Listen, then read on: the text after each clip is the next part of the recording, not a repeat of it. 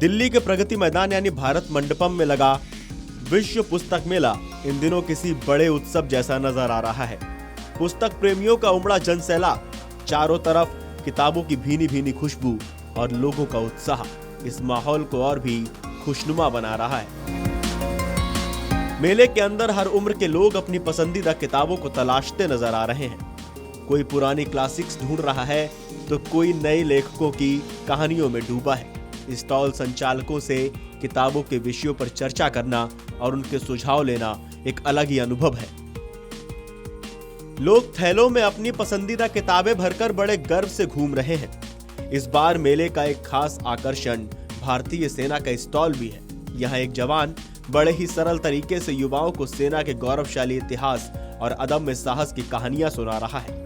नई तकनीक, जवान बता रहे हैं कि कैसे भारतीय सेना अब हाईटेक हो रही है और आधुनिक हथियारों व तकनीक का इस्तेमाल कर रही है। विश्व शांति प्रदर्शनी में इस बात पर भी जोर दिया गया कि भारतीय सैनिक केवल देश की सीमाओं की रक्षा ही नहीं करते, बल्कि संयुक्त राष्ट्र के मिशनों के जरिए दुनिया भर में शांति बनाए रखने में भी बड़ी भूमिका निभा रहे हैं। सेना के इस रूप को देखकर वहां मौजूद बच्चों और युवाओं का जोश देखते ही बनता है। मेले की थकान मिटाने के लिए लोग बाहर खुले मैदान में दिल्ली की गुनगुनी धूप का आनंद ले रहे हैं। फूड कोर्ट में लगे स्टॉल्स पर लजीज व्यंजनों की लंबी कतारें हैं। कोई गर्मा गर्म छोले भटूरे का स्वाद ले रहा है तो कोई मोमोज या चाट का। धूप में बैठकर अपनी नई खरीदी हुई किताब के पन्ने पलटते हुए पसंदीदा खाना खाना किसी सुकून से कम नहीं है।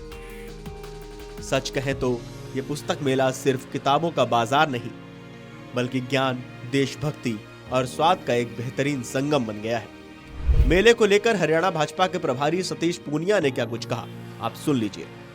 सर, आपने एक पुस्तक लिख दिया है, अग्निपथ नहीं जनपथ, इसका उद्देश्य क्या है?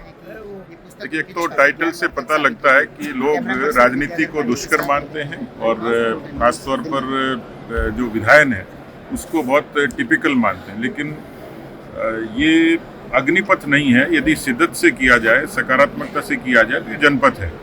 जनपथ की राह सुगम होती है।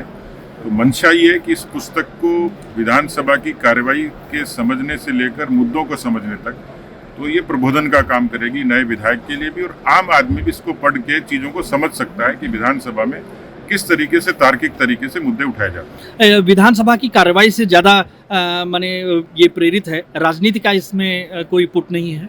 राजनीति का तो होगा ही, राजनीति से उपवास नहीं है इसमें। राजनीति से जुड़े हुए जो मुद्दे हैं जो उस दौरान मेरे अनुभव में आए 18 से 23 के विधायक कार्यकाल के दौरान, क्योंकि मैं पार्टी का अध्यक्ष था, उस समय जो घटनाएं हुई, कोरोना का भी इसमें जिक्र है। उस पूरे कालखंड के दौरान अलग अलग मुद्दों पर सदन में जो चीजें रखी गई थी उसका उल्लेख इसमें। आपकी एक संगठन में भी लंबी राजनीतिक पारी रही है, क्या उसके बारे में भी कुछ जानकारी मिलेगी इस पुस्तक में? हाँ, बिल्कुल मिलेगी। मेरे अपने अलग अलग जो अनुभव थे जी, जो विद्यार्थी काल के, युवा मोर्चा के, मुख्य धारा की राजनीति के, तो सबका समावेश है। ये आपकी पुस्तक काफी लोकप्रिय रही है। इसके अलावा क्या कुछ और पुस्तकों पर भी काम चल रहा है, कुछ मंथन है? पहली बात तो ये है कि ये जो मेरी पहली शुरुआत, अब जैसे होता है ना कि आदमी कॉन्फिडेंस गेन करता है, विश्वास हासिल करता है, तो मेरा अब संकोच दूर हो गया कि मैं अच्छे तरीके से और लिखूं, जिसके किताब लिखने का मकसद रॉयल्टी और प्रसिद्धि नहीं होता है। किताब लिखने का मकसद ये होता है कि उसको पढ़ने वाले लोगों को क्या फ़ायदा होगा, नई जनरेशन को इसका लाभ हो।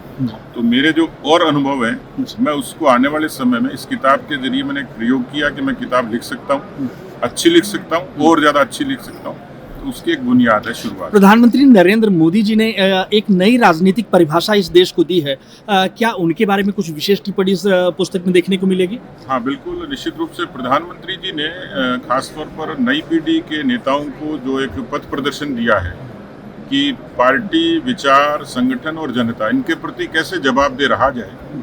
अभी इन दिनों का भी देखेंगे तो प्रधानमंत्री जी ने कहा है कि जिनकी कोई लीगेसी नहीं, विरासत नहीं, ऐसे 1 लाख नेता हम लोग तैयार करेंगे। प्रधानमंत्री जी ने लाल किले पर भी इसका उल्लेख किया था और अनेक भाषणों में, मन की बात में उसका उल्लेख करते हैं। तो प्रधानमंत्री जी, मुझे लगता है कि हर पीढ़ी के लिए एक आइकन है। तो प्रधानमंत्री जी के कामों के बारे में खासतौर पर इसमें उल्लेख है कि कोरोना जैसी महामारी को देश के प्रधानमंत्री ने कैसे लोगों के बीच में भरोसा पैदा किया और उस बीमारी से बाहर निकाल कर लाए, कैसे वैक्सीन बनी। तो प्रधानमंत्री जी के जो जितने कामकाज हैं उनका भी उल्लेख इसमें है। अगर आप ये वीडियो YouTube पर देख रहे हैं तो हमारे चैनल को सब्सक्राइब कर बेल आइकन दबाएं और Facebook पर देख रहे हैं तो हमारे पेज को लाइक करें।